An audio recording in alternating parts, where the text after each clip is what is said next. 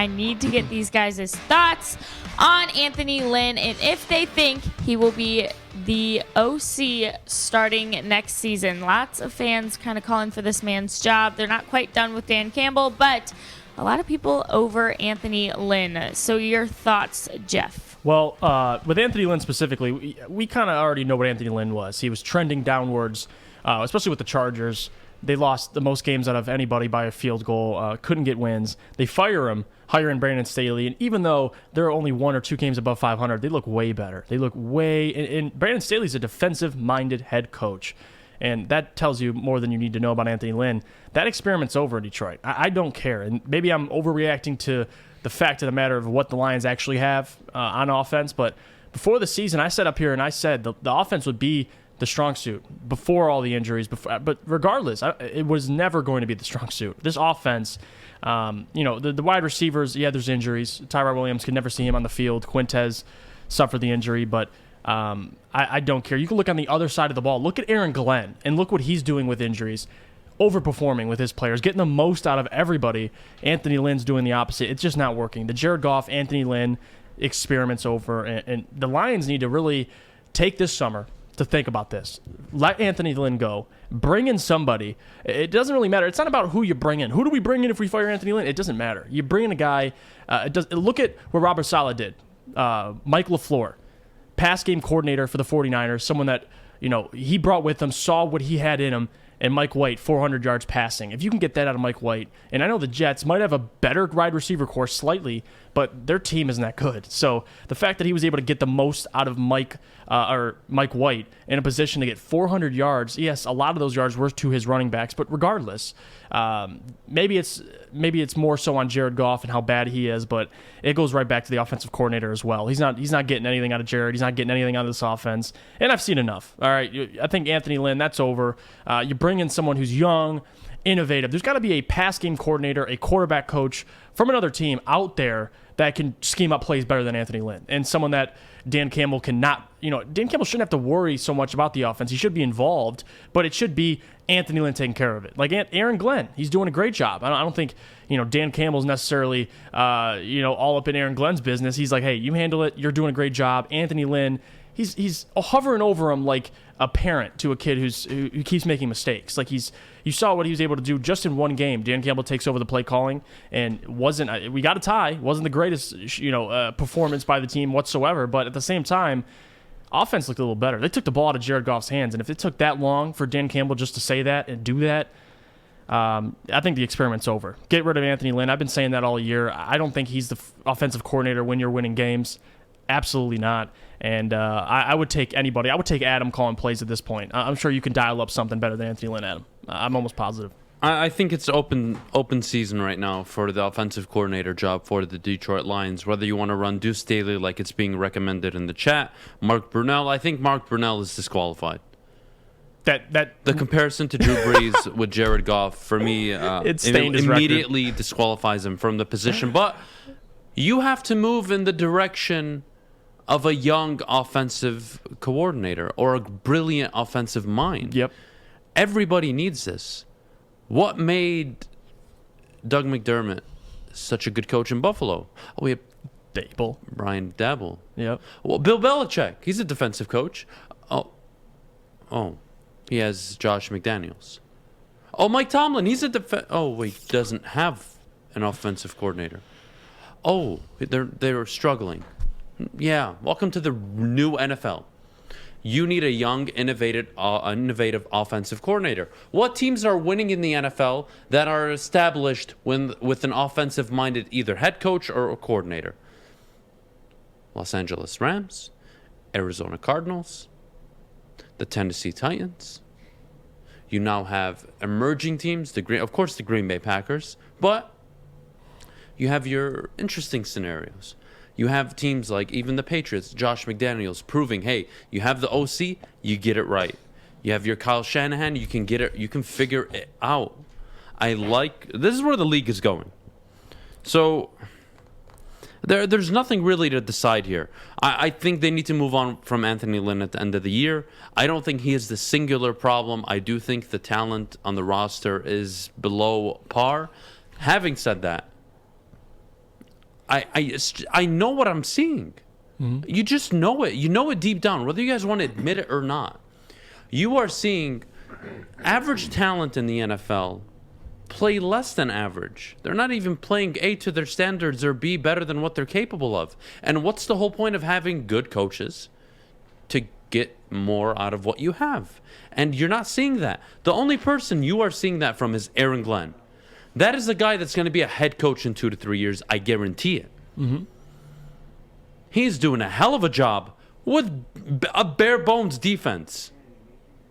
And then I got to sit there and watch an anemic offense that features DeAndre Swift, TJ Hawkinson, Jamal Williams before he got hurt. Yeah. Khalif Freeman is a suitable wide receiver, serviceable. Amon-Ra St. Brown developing into a decent receiver. What's the problem here? You can't score more than 16 points every week. It's a problem.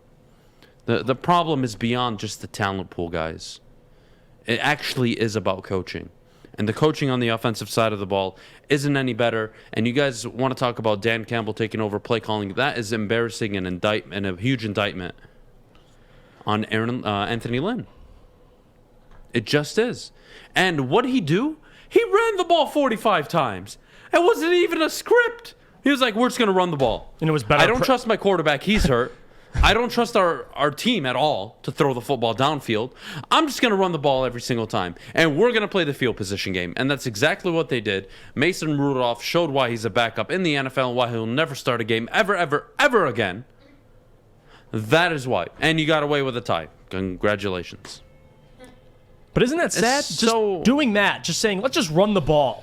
And you looked better all year on offense. Like, that's embarrassing. And I think you didn't look. No, but that's the problem. But better than you have all. I mean, that's embarrassing. It is embarrassing. When you have to, you are not the San Francisco 49ers. You're Right. not building a zone run scheme that heavily focuses on getting the tight end and the 1A wide receiver involved and underneath pattern routes. That is not your scenario. That's not the offense you're running. You don't even know what kind of offense you're running. And that's the situation we're in with the Detroit Lions. They need a more aggressive, young, thoughtful, forward-thinking, offensive-minded coach.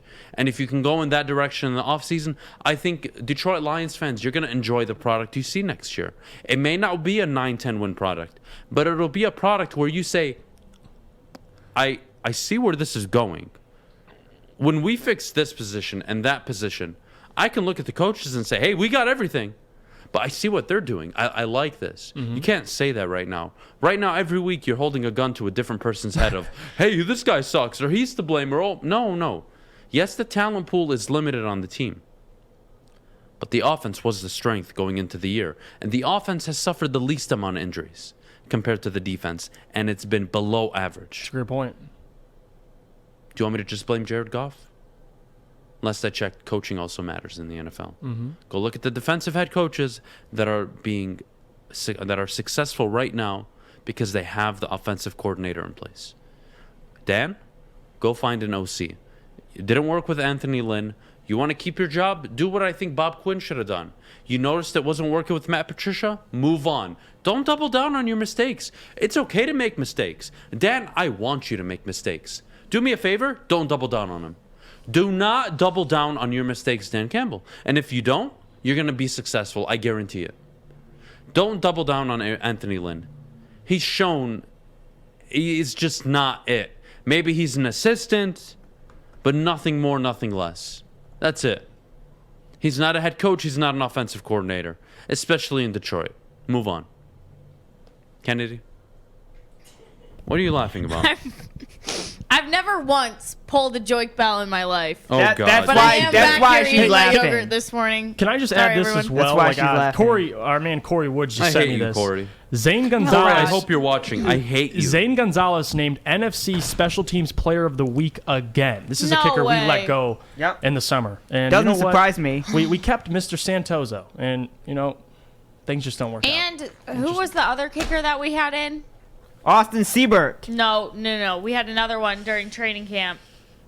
He was the AFC of the week like 2 weeks ago, too. Anyway, yeah, we're horrible. Bullock.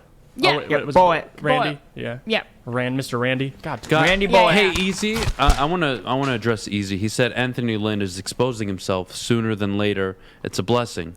I tend to agree with the point behind it, but Anthony Lynn exposed himself week 1 of last season when Tyrod Taylor was named the starter, and it took a trainer shanking him and keeping him out for him to make the decision to start rookie Justin Herbert at quarterback.